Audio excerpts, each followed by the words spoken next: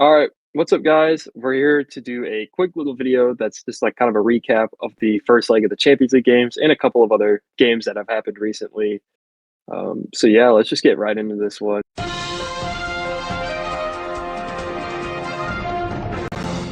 Shut up, you soppy wanker! Varun, you want to take the top geezer of the week here? Yeah, this one we're gonna be taking out to Nottingham. This is kind of a wholesome story here, you know.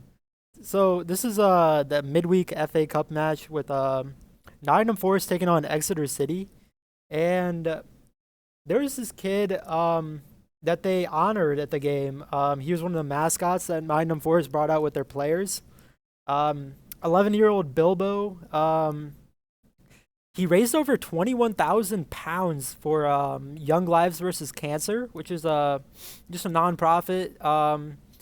And this comes after 5 years after he was himself diagnosed with leukemia. So I think we both feel like this should be like deserving of the top geezer spot, you know, because what a top young lad here, just helping out his community and like I don't know, like people like him. Just a very Mm, wholesome story coming out from Nottingham here. Nottingham Forest did go on to win that FA Cup match too. So just huge W's in this entire scenario here. Even though I'm not really a fan of the Hobbit movies, this guy's kind of a dub. You know, really cool story and just Yeah. a really cool year from Nottingham Forest all around. So. Yeah. This is just it just keeps on going to show the Nottingham Forest is such a W club here. Mhm. But yeah, let's move on to the wanker of the Yeah, week here. Fletcher, you want to talk about it? yeah. On the complete flip side here, we have before the Man City Real Madrid match, Man City legend Sergio Aguero stated that if Man City lose, then he would cut off his testicles. And I don't know if you guys know, but Man City did lose in quite embarrassing fashion too. They kind of bottled it. So I don't know when this is going to take place, but I will be there. Looking forward to this um, because this is just like a. I don't even know why you would say that, especially when Man City were probably going to lose anyway. I mean, they were they were the pretty big underdog going into this. Let's go! Real Madrid were able to come back, win this one 3-2 at the Etihad. So, I mean, we could do a quick little match recap here, but I think there's a lot of analysis to get to. We had Holland open the scoring early on hmm in the 19th minute. It was kind of a long VAR check for this one, but it did count. And then we had Mbappe a little bit after halftime scored a beautiful volley, kind of reminded of the volley he scored in the World Cup final. For He sure. perfectly hit it. Um, Probably, I would say probably one of his best plays all year. I mean, it was genuinely like a generational play. Like it was honestly one of the best plays of the season Uh, because he had to hit that ball like just perfectly enough to where he didn't sky it over the crossbar. And I don't know, the finesse on that shot was just majestic from Mbappe. So I had to yeah, give him his yeah. flowers on that one. And then you would have discussed the end of this game. Oh my God. So I was actually just we all know I'm a Real Madrid fan here, but when I saw this game, man, I was not expecting this. So the game got out of hand, you know, for on our side of here. It was a kind of a terrible challenge from Danny Ceballos on Foden, where he just kind of pushed him. There was absolutely no need for him to do that. Mendy probably would have gotten the ball anyways. But yeah, Haaland got the what he would think was a game winner penalty. But as we know from the scoreline, that was not the case. But we subbed on Brahim Diaz, ex Manchester City player, of course. Vinny Jr. took a shot at Ederson off of like a weird goal kick from him. I honestly don't know what Ederson was thinking hmm on that play, but yeah, Vinny got a shot off. Ederson saves it. Brahim scores off the rebound. Yeah, class from Brahim. No celebration from him, but the real talking point here is the Man City choke. Um, Jude Bellingham with the 92nd minute winner, man. It just came off of like a Vinny short lob pass where he chipped Ederson, and Jude Bellingham I think just beat John Stones for as the last man, and then he just scored the easy finish for the 92nd minute win. I think it was one of the last kicks of the game, of course. But what a performance from Jude. What a performance from Vinny. We'll be talking more about Vinny later on in this segment, but what did you think of this masterclass from Real Madrid here? Yeah, I think Jude beat the ghosting allegations with that last minute goal. I'm not gonna lie. I don't think he was like crazy good during this game. I don't know. You may disagree with that, but I I think here you could. I honestly do agree with you on this. Honestly, Jude did not have one of his best games in that game, but I guess he did finish it off strong with Mhm. that finish. Pivotal goal, of course, but I honestly don't really know. He wasn't really. He was okay. Like I'd give him like a. He was just good. He was good. He was not really bad. He wasn't that great. It was just a mediocre Mhm. Jude performance until that final goal. I thought one of the biggest problems with Madrid throughout the game until really the very end was kind of their midfield getting Mm, overran a little bit, for which sure. is For a sure. problem, especially against this Man City team this year, whose midfield has been kind of ass. Like that, you really shouldn't be allowing that to happen. And I think against that could be a really big problem against a lot of better teams who have better midfields than Man City. But I Yeah. mean, just looking at this game, I think. Do you think this is more of a game that Man City lost or like Real Madrid won? Like, do you think it was the Man City mistakes that lost them this game, or was it just the overall quality of Madrid? Um. Personally, I really do think Man City just choked. Straight up, like Man City just choked. I think this is the fifth time this year, like this season, that they've lost points from a winning position. A win, yeah. Yeah. Um, but I do have to give credit to Madrid here. They Mm, were very good in this game. I really liked what I saw from them. Um, After that first Holland goal, which had that really long VAR check, of course, Madrid was getting good chances on net. There were several instances that they could have scored it in the first half, which they didn't. But second half, I think we really did start to pick up the game. We started controlling the midfield more. Vinny, Rodrigo, and Mbappe, they were all starting to cook. But yeah, let's talk about their injuries here. I was really worried about this game personally. As you may know, Lucas Vasquez was out. Rudiger was out. Alaba was out. Froline Mendy has not been very good this year, but it seemed like the Real Madrid backline really did show up. Yes, mm, on Tuesday. Raul Asensio and Chouameni, they had probably one of their best performances. I think Raul Asensio had a near almost damn perfect game. Other than that one Holland goal, which wasn't really Asensio's fault, to be honest. But yeah, I felt like the back line really did show up here. Valverde had one of his best performances at right back. Something that was probably better than what Vasquez would have put up anyways. But Mendy showed up, and then the two center backs. I honestly didn't really have any complaints. This was one of their best games together. no, I thought the Madrid back line has been really great, and that was obviously a concern with all the injuries they've had. And I guess talking about Man City just a little bit, to be, I guess the positive takeaways from this game is this was up until the very end. This was a really good performance, arguably their best performance all year. And you had like Phil Foden played a really good game, which I know he's kind of been struggling, kind of been the poster child of Man Hmm. City's collapse this year. But he played really well in this game. He won that second penalty that Yeah. I honestly thought was going to be the game winner when it happened. But, it's not like this Man City team like was completely outclassed by Real Madrid like Uh huh. a lot of people thought. Yeah. Like they looked like the old Man City team that could go toe to toe with them. And I think at the end of the game, I mean, the Ederson, the redirection he had, I mean, yeah, he should have played that ball better. Like he definitely could have prevented that last goal, but it's a tough play to make, and it's just kind of Hmm. unlucky that it kind of redirected off him and landed right where Brahim Diaz could score it. Yeah, for But I mean sure. that final goal was just absolutely brutal. A brutal mistake from Rico Lewis led to that, and I mean that's just like almost unacceptable if for a team like Man City in the Champions League.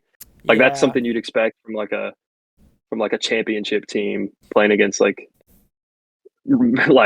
Liverpool or something, which I guess we'll get to that in a little bit. But like Yeah. you can't allow a mistake like that, especially at the very end of the game, because I mean if they would have came out of this game with a draw, way different. Like all you have to do is maybe get lucky Hmm. and or take the game to penalties and you have a Yeah. chance in the second leg. But now, I mean, you're gonna have to score against the Real Madrid team that's probably gonna be playing ultra defensive. I just think there's no chance for Man City in this second leg. Yeah. I don't really know if you can count Man City out here. This is still Manchester City. They could still show up, of Mhm. course. But going to Madrid next week, playing Real Madrid playing at home, I really don't like Manchester City's chances. I mean, Mhm. um, but I guess like one of their, I guess like star performances, came from Haaland. Um, this was one of his. This was his first time scoring against Madrid in his entire career, of course, and he scored 2 goals, of Yeah. course. I think that puts him at 49 Champions League goals in 48 games. So he's getting there. He's one of them. He will probably finish. I don't know, top 10 in the Mhm.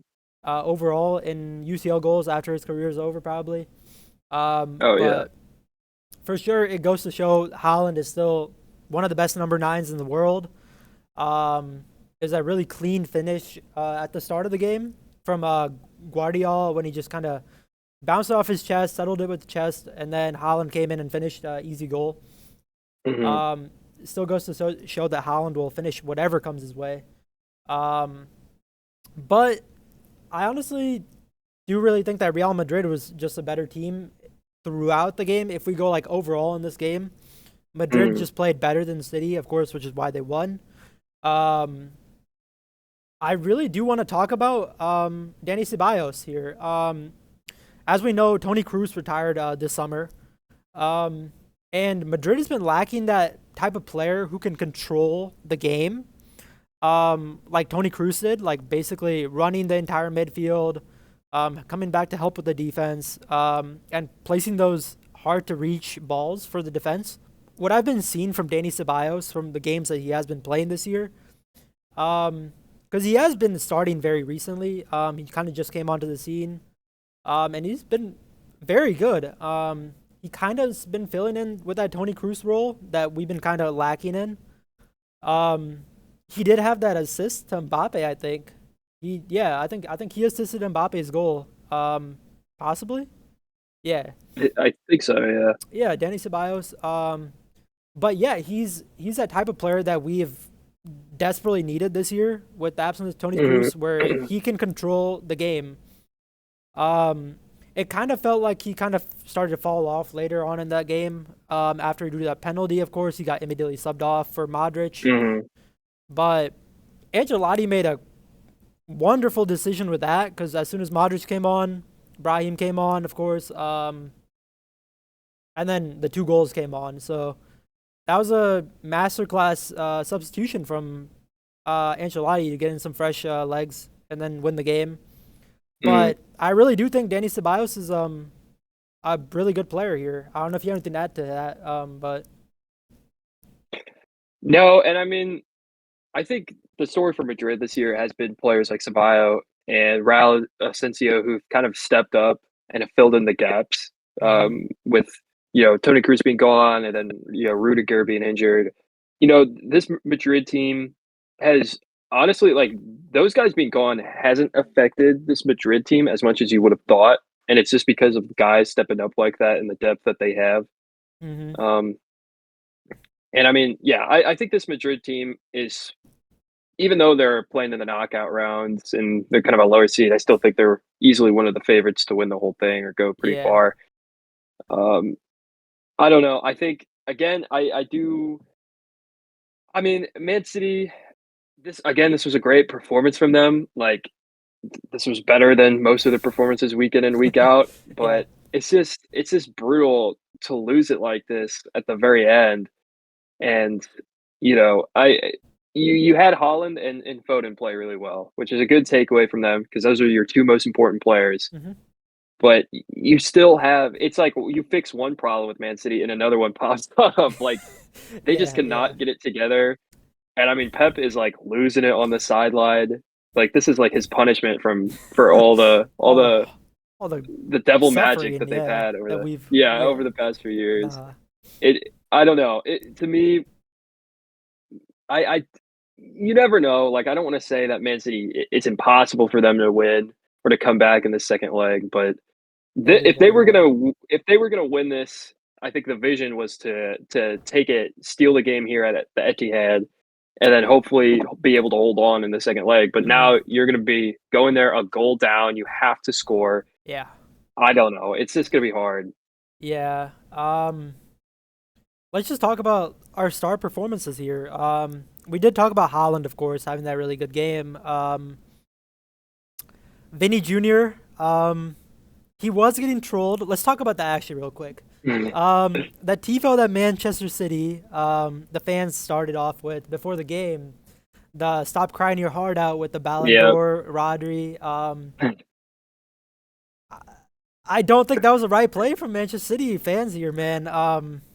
Vinny did say he got motivated from that, and he dicked him down today or yesterday. He dicked him Yeah. down.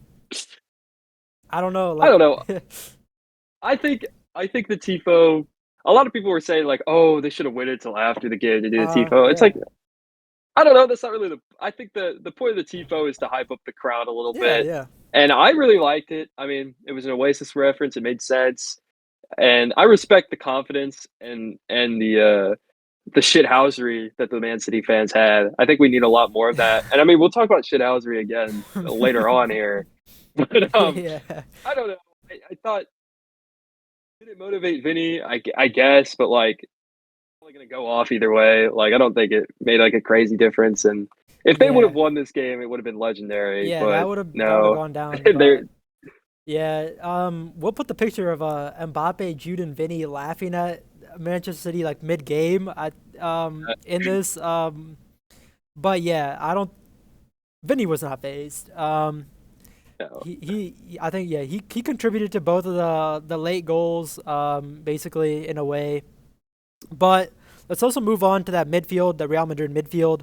Jude Bellingham, of course, did not have the best performance midfield wise, but he did have the game winner that we have to talk about. Mm. I think that basically that puts him above ties him with Lionel Messi for most non-penalty game winners after the 90th minute.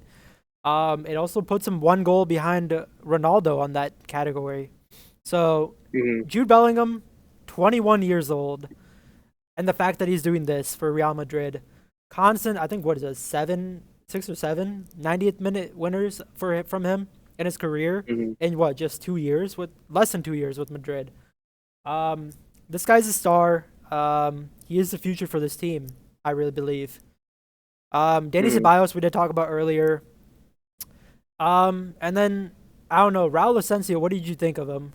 Yeah, I think Raul Asensio coming from the Madrid academy and making such a big impact in the first team is not something you see, honestly, a ton from Real Madrid. So it's kind of nice to see that. And I think he's so young and I think he's honestly a solidified starter going forward with the way he's been playing.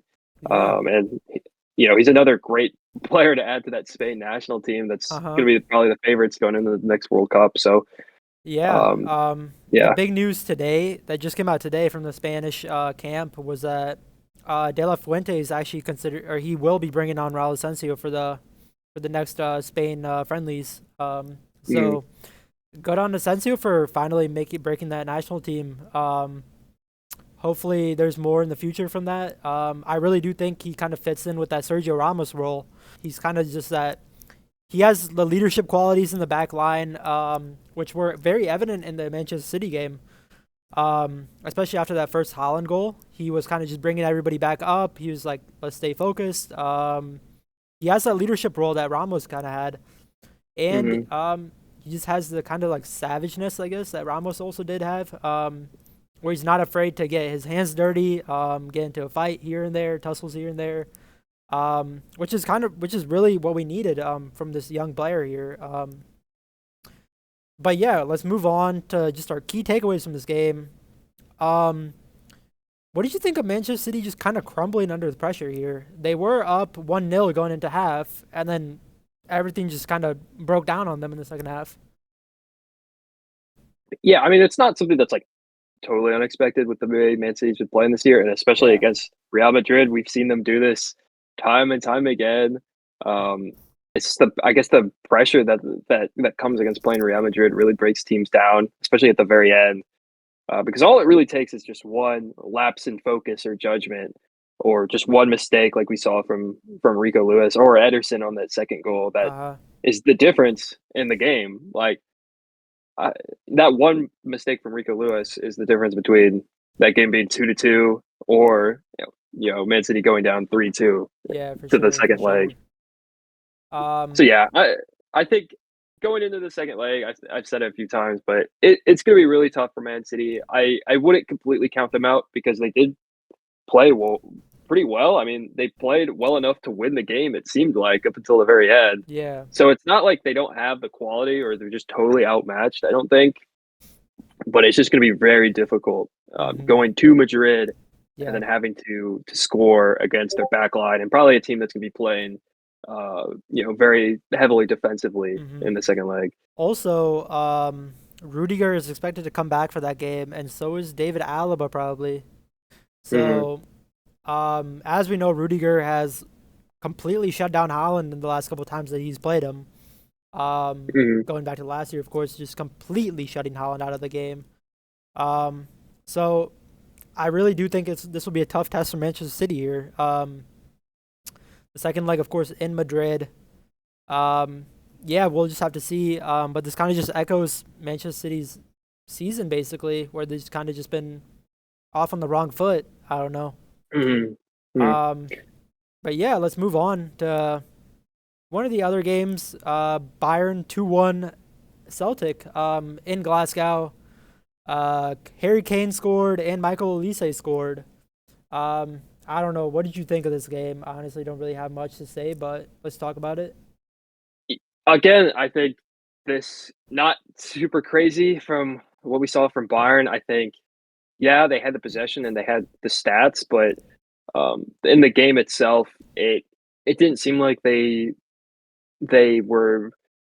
dominated in terms of like they were clearly the more talented and better team, but they weren't really able to create like a ton of amazing chances that you were like, I mean, no disrespect to Celtic, but Bayern should have won this game easily, and a 2-1 win, it's a good result away. But again, I just don't think this Bayern team, from what we've seen this year, is going to be good enough to beat top teams. Yeah, this kind of just echoes both of our perspectives that we've been saying for the past couple of weeks here, that we don't think Bayern is that super team, that like top 8 team that we really expect them to be. Going into halftime, they had 70% possession, and they relied on that Michael Olise masterclass goal that came very late. I think actually it might have came in early in the second half. But yeah, I don't know, having 70% possession against a team like Celtic, of course. I really do like Celtic, but Bayern should have been much better in this game, to be honest. We still aren't very convinced, I guess. That's basically what the takeaway is here. We're not convinced about Bayern's performances here. Second half, Celtic played very well. Bayern was kind of just on the back foot most of the time in that second half after that Harry Kane goal. In my opinion, I think Bayern was very lucky to actually get out with a win here. Celtic could have easily put past maybe 1 or 2 more goals. Other than that, just that Maeda goal that he scored in the 79th minute. Um, but yeah, I don't know. I'm still not very convinced about Bayern because Celtic actually could have very easily pulled a Real Madrid and just won this game. Yeah, I Yeah, mean, yeah. Go on. my big take with Bayern is I don't like their back line at all. Like, I think it's genuinely bad. Yep. Like, starting Eric Dyer and up a tempo as your starting center backs. That's Yeah, what are we doing right now? yeah, Midfield too. Kimmich and Goretzka, who started against Celtic, is okay, but it's not something special. It's not the 2020 midfield. Like, these guys are not as good as they used to be. hmm So when it comes to Bayern, if they're going to have to win games or really compete against top teams, it's going to have to be from their attack and the quality of that. And they have the quality. I mean, they have Harry Kane, they have Musiala, they have Elise, but none of them have played like crazy good, even though, they're all incredibly talented. None of yep, them are like dominating like you would have hoped. At least not again in the Champions League so far. I mean, the Bundesliga is a different story, yeah. but if Bayern are going to win games, I see them kind of similar to Barcelona in the fact that they're going to have to really put pressure on teams using their attack hmm to kind of make up for their kind of inconsistent back line. Yeah, But Barca's back line is way better than Bayern's, for sure, for even sure. if that's kind of a weakness for Barca. Yeah, I just think this Bayern team straight up is just not talented enough compared to the top that's teams or we've seen yeah, Bayern teams in the past. that's not crazy to say. Um, Hmm. yeah. Bayern, of course, will be going back home in the second leg with that win at Celtic. I really do like Celtic. I do kind of feel like they're kind of an underrated team here. Bayern had a lot of Mm. problems with that Celtic back line, especially in that first half. They do have two Americans on that team, Carter Vickers and Carter Vickers. Trusty. Yeah. Yeah. Um, but yeah, I really do like Celtic. I'm a huge fan of Jota on Celtic, who just came back, of Yeah. course. Yep. Yep. But yeah, I absolute scenes of Celtic wins in Bayern. Let's Mhm. move on to another game here. You want to take over the Feyenoord AC Milan game? Kind of a shocker the first leg here. Not a complete shocker, but Feyenoord squeaks out a 1-0 win against AC Milan. Yeah, Um, and again, AC Milan's another top team that has not been super great this year. yeah, Um, but they had played pretty well in the Champions League up until that final match week, yeah, which they lost. And yeah, I just again, this Milan team is like Bayern. I question if they have the individual talent to really make a run here. But I mean, the team is decent. yeah, Like, they yeah, have good players for all sure. around, but they have like the individual brilliance or like star power that a lot of other teams have. But I mean, this game you have to beat Feyenoord here, even though it was away. Like, this is a really bad result. I really don't. I did not like Milan at all in this game. Mm-mm. I don't think they deserved anything from this game because Feyenoord clearly was just a better team, even though they scored very early in the first 3 minutes. Mm-hmm. But I do feel like Milan was lucky to actually go home with a just 1-0 loss. Feyenoord could have easily put past a couple more goals. Um, that I don't think Milan should have actually been able to. With such a talented team here, with a new manager, of course, they have been much better, I guess, in a way, with a new manager. Mm-hmm. I still did not like what I saw from Milan. They're gonna have to step it up in the second leg when they do play at home, of course. But I don't know. I just didn't really like anything from this game from them. Yeah, and I mean, you bring in two new players too, in Jimenez and Joao Felix, Hmm to kind of bolster your attack, and Yeah, then you to put up an awful performance against Feyenoord, where you didn't even look very threatening throughout the game. I mean, it's again, if they're gonna make it far, it's gonna have to come from their attack, yeah. playing really well, and they just haven't done so really so far. hmm I mean, thank God Pulisic's doing well. Yeah, but Yeah. even he really didn't No, have a very he good had game a yeah, here. he had a stinker. Let's Mhm. move on. Fletcher, do you want to take over the rest of the Champions League games here? We can just kind of skim over them. Not Yeah, very interesting. yeah. We had Club Bruges getting a 2-1 win over Atalanta. Pretty big surprise there. Yeah, for sure. Second leg back in Atalanta. Expect them to come back and win that one. Yeah, But you never know. I mean, that's a really bad result as well. A yeah. game that you shouldn't lose if you're Atalanta because I mean, Club Brugge was kind of one of the. I think they were the worst team to make it through. I think they were I like the think 24th seed. after Man City beat him, I think yeah, Yeah. So I mean, this is pretty shocking, but I yeah. don't think it's the end of the world for Atalanta. I'd expect them to still come back here. I honestly don't know when Amendola Lookman will come back, but I really do feel like Atalanta's really missing him. Yeah, He yeah. is like one of their biggest players. They do have De Ketelaere, who's been really good, but I feel like Amendola Hmm. Lookman's just a whole nother level. You know, they're really just missing him. Hmm. Um, Next up we got Benfica 1-0 Monaco. Um, Mm. I don't really have anything to say about this. Yeah, not too much to say. Yeah, Game Monaco kind was of playing played with out like Odegaard. we expected. Yeah, Yeah, I would have thought there would have been more goals scored in this game, to be honest, especially with these two teams playing. But a 1-0 win for Benfica, it's kind of expected. I expected Benfica to yeah, win this one, so pretty basic result here. yeah. Um, Juventus 2-1 PSV. Nothing too really that serious in that. Weston Yeah, McKennie had a rocket. yeah, I was gonna bring that up. One of the best goals of the Champions League so far. He's been really good for Juventus this year, and I think Juventus, they haven't really been super good in the UCL since Ronaldo left. But I don't think this team is anything special, but they have put up some pretty good performances here. I wouldn't be shocked if we see them knock off one of the bigger teams later on, because this was a really good win against a solid PSV side, and Hmm. I think they're definitely out of a lot of the Italian teams outside of Inter and I guess Atalanta. I think they're probably the Italian team to go far here. Uh-huh.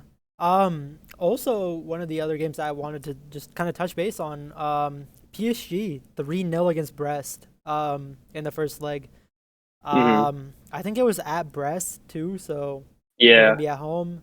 Dembele once again, I don't this guy's been cooking. I don't know, he's just been cooking in 2025.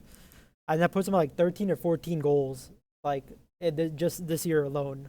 So I honestly don't know like what changed with Dembele, but baller. yeah. Um, yeah, PSG is in really good form right now. I really do think I don't know PSG might make a solid run here, this year. Yeah, I really do think they are actually a good team. I want to say if they do win, they will play either Liverpool or Barca, so that's gonna be Yeah. really tough. But I mean, that's a pretty like bad matchup if you're Liverpool or Barca. Like that's a really tough Hmm. team to play If PSG pull one of in the round those, of 16. yeah, if PSG pull one of those off, I really do think they have good chances of kind of making it all the way. Um, Yeah.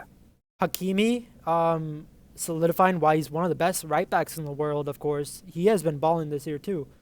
Hakimi is, I don't know, if he'll leave PSG, but he's been very good this year. Hmm. Um, but yeah, let's move on from our Champions League games. I think we're good. We're good with most of the Champions League. Yeah, we finished talking I about think all of them. so. Fletcher, you want to talk about? Let's go to the Prem here. Let's go to the Prem. Yeah. This was the replay of the game that was supposed to happen a few months ago Yeah. that got canceled due to the weather. Liverpool versus Everton, the very final Merseyside derby at Goodison Park before they moved to their new stadium. Yeah. And this was this. I mean, this movie was. I'm not gonna lie, it was like absolute cinema. Like this was a insane, like perfect finale to this rivalry at Goodison Park Yeah. because I mean, this game really had it all.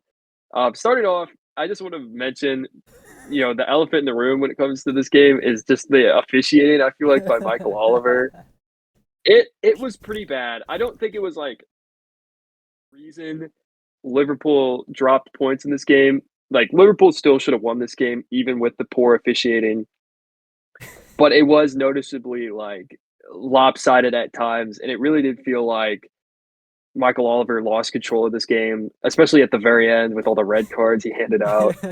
Just a very, very bad officiating from the Prem, which is kind of I think it's weird that Prem being like the top league in the world, they have such awful officials. Like it's legitimately, if we were ranking the leagues based on their refs and officials, they'd be like pretty low. Yeah. Like I don't understand how it's so bad. Like Yeah. I don't know. Just go out and buy the top refs and have them come ref the Prem. Like what are we doing here? Yeah. But just talking about the game though, Everton did score very early on in this game to take a 1-0 lead, and this was pretty concerning from Liverpool because this is right after the FA Cup game, which they lost 1-0 Yeah. to I don't even remember. Plymouth. Plymouth, yeah, the worst team in the championship.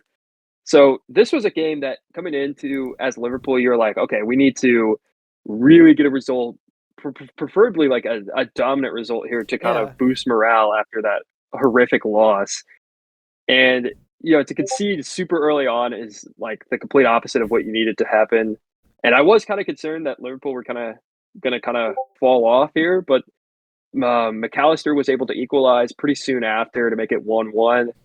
And then going into halftime, it was a pretty even match. I mean, it really seemed like either team could come away with the win here. Mm-hmm. And then in the 73rd minute, Salah scored a beautiful goal to give Liverpool a 2-1 lead. And this really did seem like the winner because this was the point in the game where Liverpool was kind of pulling away and were definitely the better team at the very end. And Everton were kind of scrambling at the end, kind of just shooting whatever from like 40 yards out. I mean, it really seemed like they were panicking and like had no game plan or no ability to really push towards the net until the very end of the game. The last kick of the ball, a couple of lucky bounces before set up a perfect volley and cross into the middle where Tarkowski was just sitting there all alone and scored a beautiful rocket with the final kick of the game to make it 2-2. There was a pretty lengthy VAR check. It was very close to being offsides. I've seen some people even say it was offsides. I don't think it actually was though. But yeah, this was just absolute scenes at the end of this game.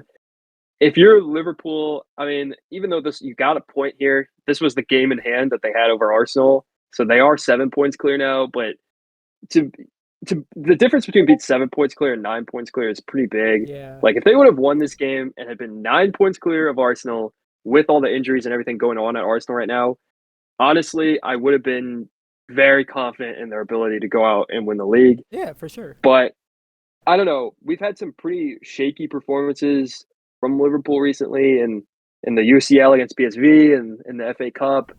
And then, against Man United recently, and now this game against Everton. All those games that they should have won, they didn't. And it is kind of concerning. I mean, Liverpool were the better team in this game. They definitely should have won, but they didn't win at the end of the day, and that's really all that matters. So, I don't know. I think going forward, I do think this is probably going to affect Liverpool a lot. Just because you draw in a game that you should have won against your biggest rivals. I don't know. What do you have any takeaways from this game? I just want to talk about the ending of that game. Really, that's literally what I've been waiting for. It was right after that game ended. Michael Oliver just gave out three red cards. He was going ham. That entire like post game honestly was my favorite part of this entire game. You saw Jordan Pickford in the background of Arne Slot crashing out. You just see him kind of slide. You see him sliding in the background. It doesn't even look real.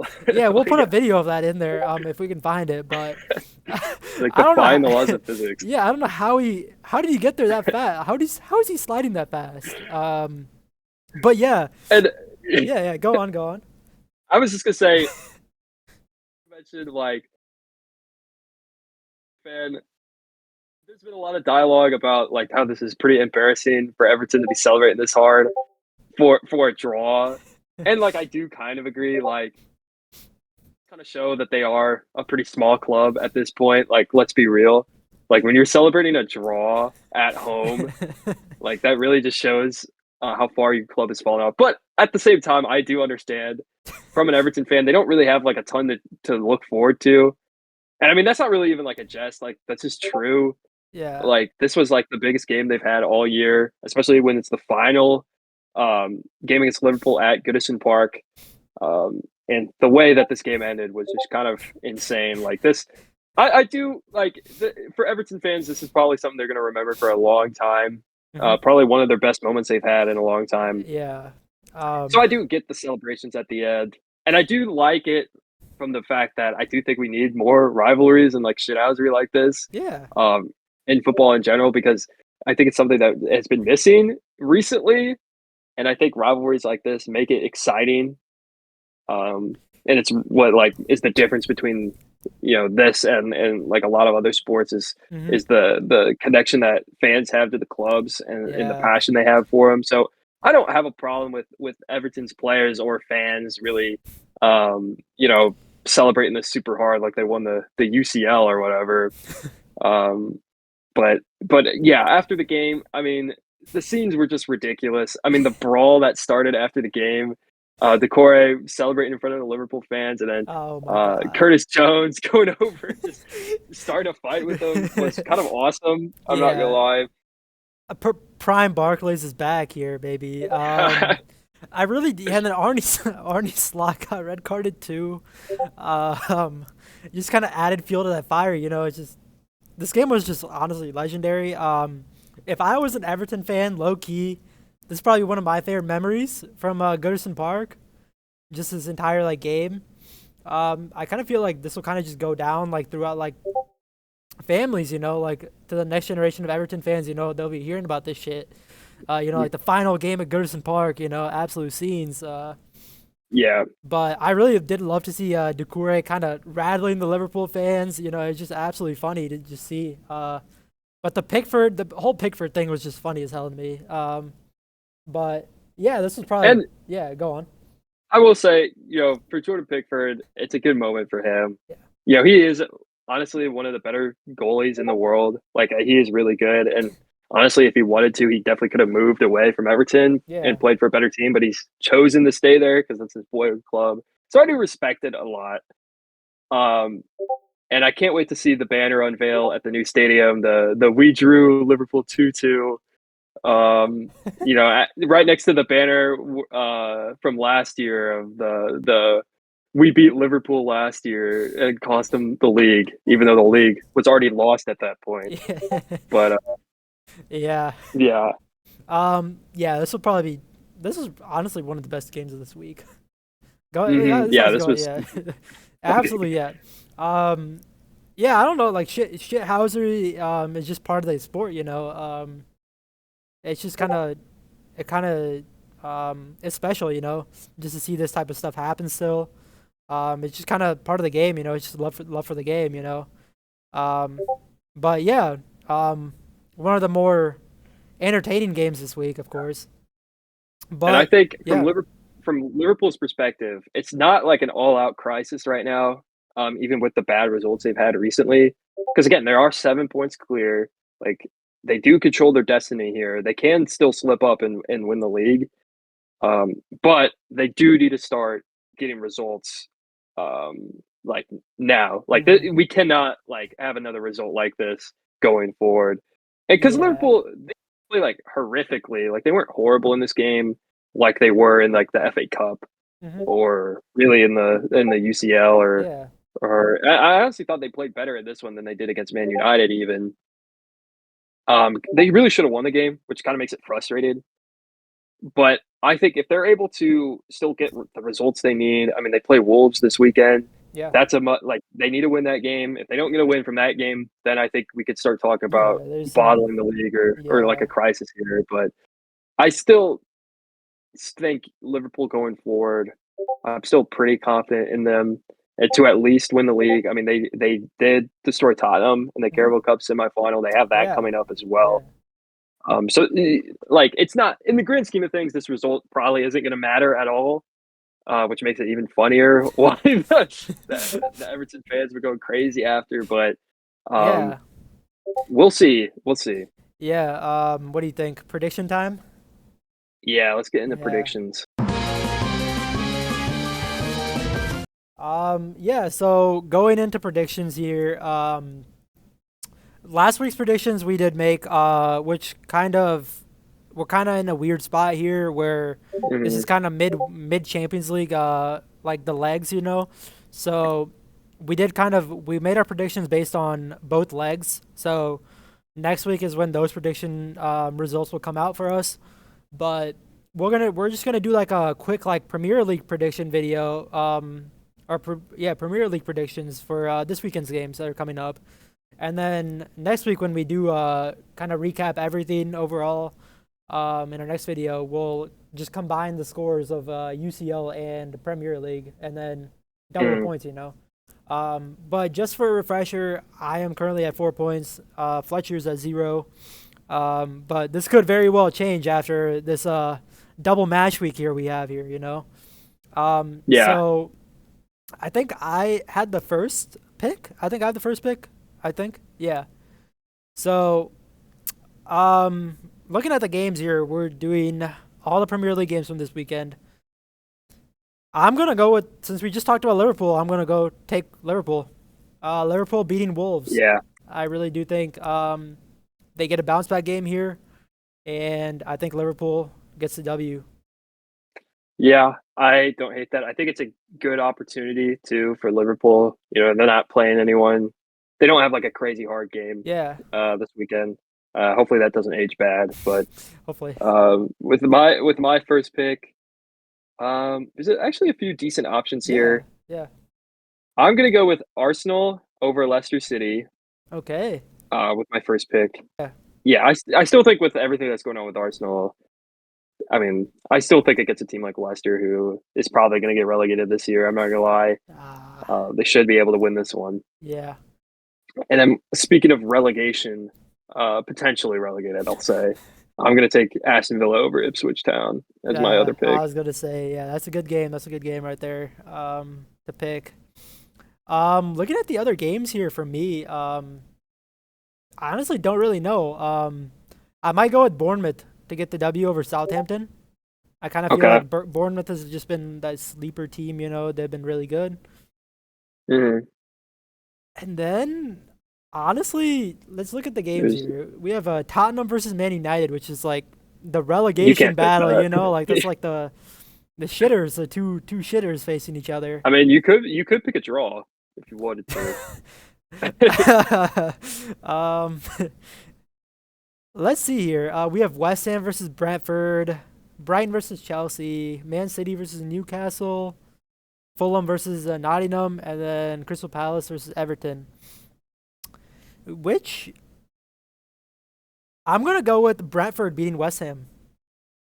I really do think Brentford beats West Ham here. Okay, interesting. I don't think I would have picked that. I'm not gonna lie. I I mean, West Ham have struggled this year, but I don't know. That's a bold pick. I'm not actually sure who's the favorite for that game, so we'll see. We'll see. I'll put it up on the screen whenever we're talking. Yeah, but yeah, you got the next two picks here. No, you have one more pick. No, I got the I did the Oh wait, Bournemouth. no, Yeah, you're right. You're Bournemouth right. and You're Brentford. right. These games, there's not really anything that That's what stands I'm out to me. saying. Yeah, nothing's like that great. A lot of even matchups. I'm mm, uh I would say I mean Nottingham versus Fulham, I guess would That's be a the best that's a matchup good there. that's a good game. But I Yeah. actually think I'm just gonna stick with the two that I have. I'm not confident in any of these games. I don't want to Okay. risk it. Yeah. I'm just gonna secure the points here, hopefully. Yeah. I low key kind of I low key do want to do Tottenham versus Man United as a draw just cuz like why the hell not? Um Okay. let me think. Let me think. I honestly don't know. Like that game could honestly go either way. Yeah, that's why it's so hard to pick that one. You know what? Since you're not doing your picks here, I'll just go with the Tottenham Man United to finish it off. I'll do a four leg parlay. Why the hell As a not? draw? I'll do that as a draw. Fuck. I think it's the first time one of us has picked a draw. I mean, bro, this is like the UCL final right here, bro. We have to you Yeah. have to bet on this game right here, bro. Yeah. This is the relegation UCL final right here, bro. Loser gets relegated, so Do you want? Is that your last pick? yeah, I'll stick with that. I got a 4-leg parlay. Brentford beating West Ham, Bournemouth beating Southampton, Liverpool beating Wolves, and Tottenham and Man United to finish in the draw. Yeah, and then I'm just going with a simple 2-legger that's hopefully gonna hit. Give me Yeah. some points here. I'm going with Arsenal over Leicester, and I'm going Aston Villa over Ipswich Town. Yeah. Not gonna lie, you might if those two hit and then your UCL hit, you might cook me here. You might honestly be in the lead here. But yeah, those are our predictions for the week. We'll see how these go this weekend. But we'll be back next week with more UCL, and then we'll probably talk about these Premier League games too. We'll just talk about any big scores or something that happened. But yeah, thank you so much for watching the video.